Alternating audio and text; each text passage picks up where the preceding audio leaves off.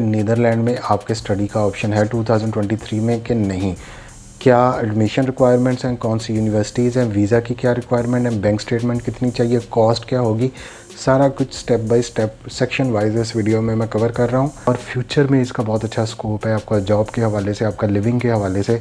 मैंने आपको बता दिया इतनी है, लेकिन उसकी टेंशन है नहीं, क्योंकि यहाँ पे आपको स्टूडेंट लोन मिल जाएगा, बेशक आप यूरोपियन हैं या नहीं यूरोपियन।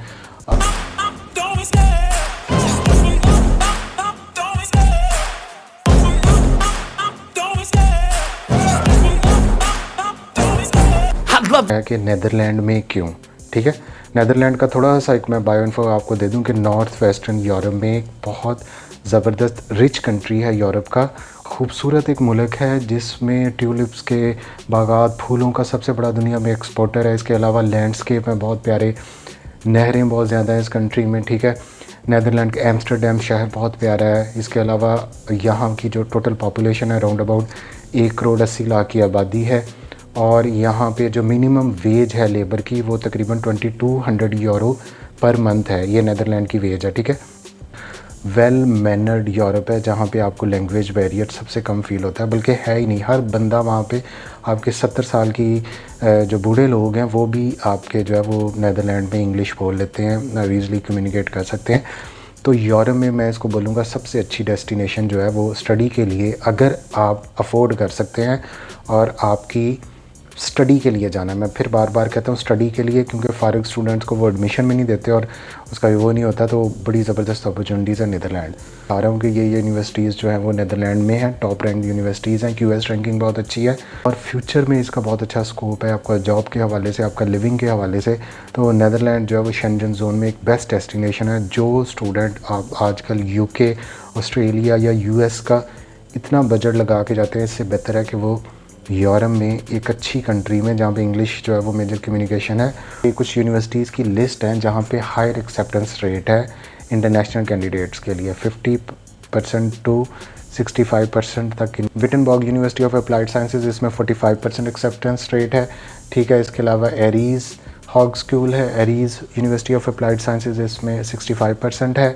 इसके अलावा आपका जो है वो डेफ्ट यूनिवर्सिटी ऑफ टेक्नोलॉजी, इसका 61% एक्सेप्टेंस रेट है एप्लीकेशन के हवाले से, ठीक है। तो ये एक चीज़ें, कुछ मेजर यूनिवर्सिटीज़, ये मैं लिस्ट यहाँ पे और डिस्क्रिप्शन में भी अवेलेबल होगी, जहाँ पे हायर एक्सेप्टेंस रेट है इन टर्म्स ऑफ एडमिशन, ठीक है। तो आप यूनिवर्सिटीज़ की लिस्ट वहाँ से देख सकते हैं।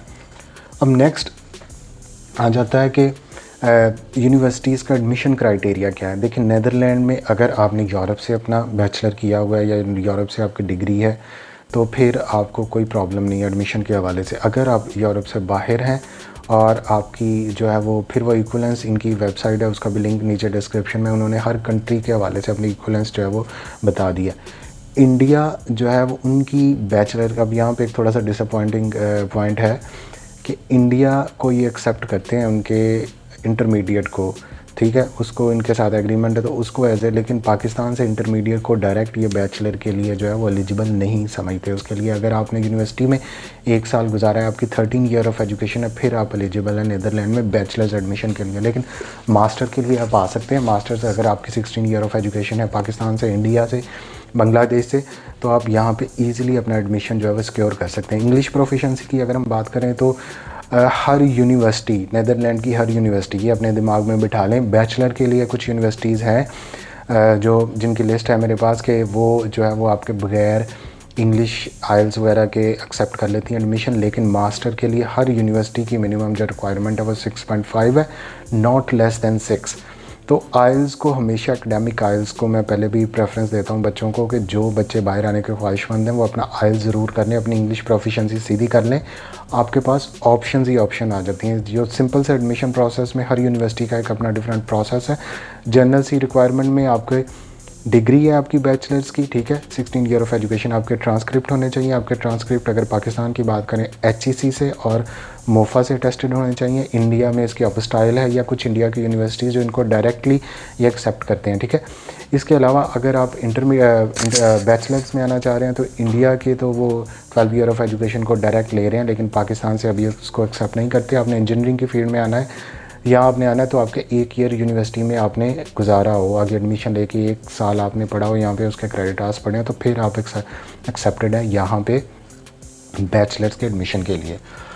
तो इंग्लिश का जो कीड़ा है सबसे पहले बाहर आना है, तो इसको रिजॉल्व करें, अपना आइल्स बुक करें, अपने आइल्स की तैयारी करें। आइल्स के फ्री रिसोर्सेज अवेलेबल हैं, पूरे कोर्स लोगों ने यूट्यूब पे करवाए हुए हैं, बस मेहनत करना आपका काम है, उसके बाद एडमिशन यहाँ पे मिल जाता है।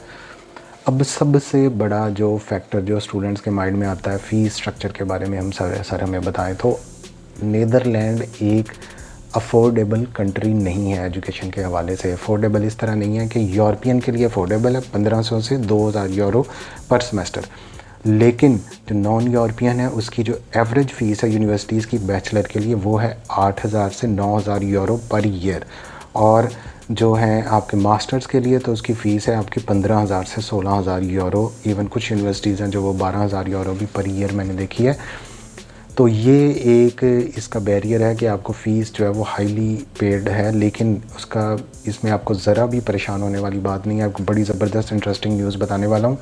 नीदरलैंड में आप बेशक यूरोपियन है या नॉन यूरोपियन है, जब आप वहाँ की डच म्यूनसिपैलिटी के में आप हो जाएंगे रजिस्टर, ठीक है, मैं लिंक यहाँ डिस्क्रिप्शन में दे रहा हूँ, तो आप स्टूडेंट लोन अप्लाई कर सकते हैं, जिसको आप मंथली जब आप डिग्री कर लेंगे उसके बाद अपनी पे से उसको वेव ऑफ कर सकते हैं, ड्यूरिंग स्टडीज़ भी अपनी पे से उसको वेव ऑफ कर सकते हैं, बगैर इंटरेस्ट के आपको ज़ीरो इंटरेस्ट पे स्टूडेंट लोन मिलेगा। तो इसलिए ज़रा भी परेशानी की बात नहीं। तो जो बेकारी जो मेरे दोस्त जो अभी फ़ीस सुन के परेशान हो गए थे कि हम इतनी फ़ीस कैसे करेंगे, तो बेटा आपके लिए ये यूके से, यूएस से, ऑस्ट्रेलिया से बहुत अच्छी ऑप्शन है। नीदरलैंड एक हाईली क्लासिफाइड कंट्री है स्टडीज़ के हवाले से, बहुत प्यारा मुल्क है। आपको रहने का मज़ा ना आया तो आप मेरा चैनल अनसब्सक्राइब कर दें, हॉस्टल फिल्म देख लें नीदरलैंड से पहले, तो कहना जाना ही नीदरलैंड है। अब आगे यूनिवर्सिटीज़ के जो एडमिशन्स हैं उसकी क्या डेडलाइन है, ये बड़ी इंपॉर्टेंट चीज़ है। यूनिवर्सिटीज़ जो हैं वो हर एक की मुख्तलिफ डेडलाइंस हैं, लेकिन जनवरी से ऑनवर्ड इनके इंटरनेशनल कैंडिडेट्स के लिए आपके एडमिशन्स खुल जाते हैं।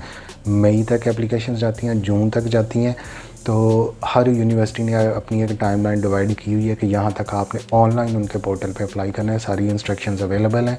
आपके डिग्रीज़ के अच्छे स्कैन होने चाहिए, आपका पासपोर्ट स्कैन, आपकी पिक्चर, आपके डिग्रीज़, आपके ट्रांसक्रिप्ट्स, ठीक है। और जब ये सारा कुछ आप अपलोड करेंगे तो आप इंग्लिश प्रोफिशेंसी अपना आइल्स अपलोड करें, तो उसके बाद यूनिवर्सिटी का एडमिशन सेल आपको बताएगा। उसके बाद कुछ यूनिवर्सिटीज़ जो है वो इंटरव्यू भी लेती हैं। आपका मोटिवेशन लेटर बड़ा इंपॉर्टेंट है नीदरलैंड में स्टडीज़ के लिए, वो आपने लिखना है, ठीक है। उसको बड़ा इफेक्टिव सा लिखना है अपने अकॉर्डिंग टू योर जो आपकी मोटिवेशन देखने के लिए यूनिवर्सिटीज़ इंटरव्यू लेती हैं, ठीक है। तो जो आपका होगा motivation specific to your subject, specific to your previous experience, और आपकी सीवी यूरोपास फॉर्मेट में उसका भी डिस्क्रिप्शन में लिंक है कि कैसे आप बना सकते हैं। तो ये सारी चीज़ें मैंने आपके लिए यहाँ पे ऑलरेडी प्रिपेयर की हैं। कि इसके वीज़े का क्या प्रोसेस है, ठीक है। नीदरलैंड के अगर आप रिव्यूज़ देखें स्टूडेंट के हवाले से तो बहुत अच्छा कंट्री है, इंग्लिश फ्लुएंट कंट्री है, फ्यूचर आपका सिक्योर है, और बहुत सोफिस्टिकेटेड पढ़े लिखे लोग हैं। रेसिज्म बिल्कुल नहीं है इंटरनेशनल, क्योंकि एक मल्टी कल्चरल इन्वायरमेंट है वहाँ पे, और डच उनकी ऑफिशियल लैंग्वेज है, लेकिन हर कोई जो है वो वहाँ पे इंग्लिश बोल लेता है। इकॉनमी बहुत अच्छी है, ट्यूलिप्स फूलों का मुल्क आप इसे कह सकते हैं, सारी दुनिया को एक्सपोर्ट करता है। Valentine day long stay visa मिलेगा because you are staying then more than 90 days in Netherlands, and it is called MVV। Netherlands के वीज़े से 100% इसकी रेशो मैं इसलिए कह सकता हूँ कि आपका जो यूनिवर्सिटी है, होस्ट इंस्टीट्यूट है, उसने आपका ये रेजिडेंट परमिट अप्लाई करना है वहाँ पे, ठीक है। आपके एडमिशन का जब आप ट्यूशन फ़ीस पे कर देंगे, आपकी एडमिशन की रिक्वायरमेंट्स पूरी होंगी, तो वो आपको जो है वो एक रेजिडेंट परमिट के लिए आपका अप्लाई कर देंगे, ठीक है। वहाँ पे लिविंग एक्सपेंस की बात करें तो अकोमोडेशन जो है वो नीदरलैंड में 475 यूरो से 715 यूरो पर मंथ है। ये डिपेंड करता है कि आप किस यूनिवर्सिटी में लेते हैं, किस सिटी में है, कहाँ पे हैं, ठीक है। फूड का जो पर पर्सन वहाँ पे एक्सपेंस है ये अराउंड अबाउट 150 यूरो है। Going out round about 100 euro. Telephone की जो कॉस्ट है, आपका टेलीफोन बिल है, आपका मोबाइल फ़ोन है 30 यूरो। इंश्योरेंस है, हेल्थ इंश्योरेंस आपकी 80 to 100 यूरो है। इसके अलावा अगर आप पब्लिक ट्रांसपोर्टेशन यूज़ करते हैं एज ए स्टूडेंट कार्ड तो 40 to 100 यूरो ये पर मंथ आपकी कॉस्ट है, ठीक है। तो ये सारा कुछ मिल मिला के भी अगर हम देखें तो ये round about 1000 to 1100 Euros per month आती है। और यहाँ पे स्टूडेंट ईज़िली शाम को जो है वो वर्कआउट करके 1500 euro per month easily manage कर लेता है। 20 आवर्स पर वीक उसको वर्क का लॉ है, और वहाँ पे जो मिनिमम वेज है स्टूडेंट की वो 10 to 15 यूरोस पर आवर है, ठीक है। इसको आप मल्टीप्लाई कर लें तो आपको हिसाब लग जाएगा कि इतना ईज़िली स्टूडेंट जो है वो नीदरलैंड में अर्न कर लेता है ड्यूरिंग स्टडीज़।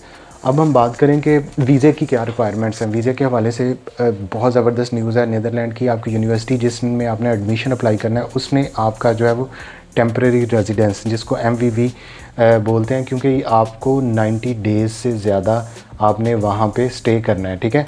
और इसके लिए उसको क्या चाहिए, आपका एडमिशन जब हो जाएगा, आपने ट्यूशन फ़ीस पे कर दी, तो आपका एम्प्लॉयर उनके जो इमिग्रेशन डिपार्टमेंट है वहाँ पे डायरेक्टली जो है वो आपका केस रेजिडेंस परमिट के लिए या लॉन्ग स्टे वीज़ा के लिए अप्लाई करेगा। उसके लिए क्या रिक्वायरमेंट्स हैं, आपका एडमिशन ऑफ़र लेटर, आपका जो है वो पासपोर्ट स्कैन चाहिए होगा। इसके अलावा आपकी बैंक स्टेटमेंट है। नीदरलैंड में बैंक स्टेटमेंट के हवाले से 2 तरह की ऑप्शंस है। एक ऑप्शन ये है कि आप अपना पर्सनल अकाउंट खुलवा के वहाँ पे अपनी सारी रकम, मैं इसको रिकमेंड करता हूँ 8,000 से 10,000 यूरो, जितनी आपकी रिमेनिंग ट्यूशन फ़ीस है या आपका लिविंग एक्सपेंस है, उसको पर मंथ के हिसाब से आप देखें तो मैं कम से कम आजकल के हिसाब से 10 से 15,000 यूरो इसको बोलूँगा कि आपने वहाँ पे डिपॉज़िट करवाना है, और ये शो करवाना है कि आपके पास इनफ फाइनेंसेस हैं। अगर नहीं होता तो फिर आप इसको यूनिवर्सिटी के अकाउंट में भी, एक तो उसकी फुल ट्यूशन फ़ीस पे कर दें, और दूसरा पूरे ईयर की, और इसके अलावा आप अपनी बैंक स्टेटमेंट जो है वो लिविंग एक्सपेंस के हवाले से 5 से 6,000 की जो है वो आपने मेंटेन करनी है। तो ये 2 ऑप्शंस हैं। इसके अलावा अगर आपको कोई स्पॉन्सर कर रहा है, उसने आपका अपना स्पॉन्सरशिप प्रूफ देना है कि आपने कैसे वो आपकी स्टडीज़ को फाइनेंस करेगा। तो ये सारी बेसिक सी चीज़ें थी जो मैंने आपको वीज़े के हवाले से भी नीदरलैंड के लिए बता दी।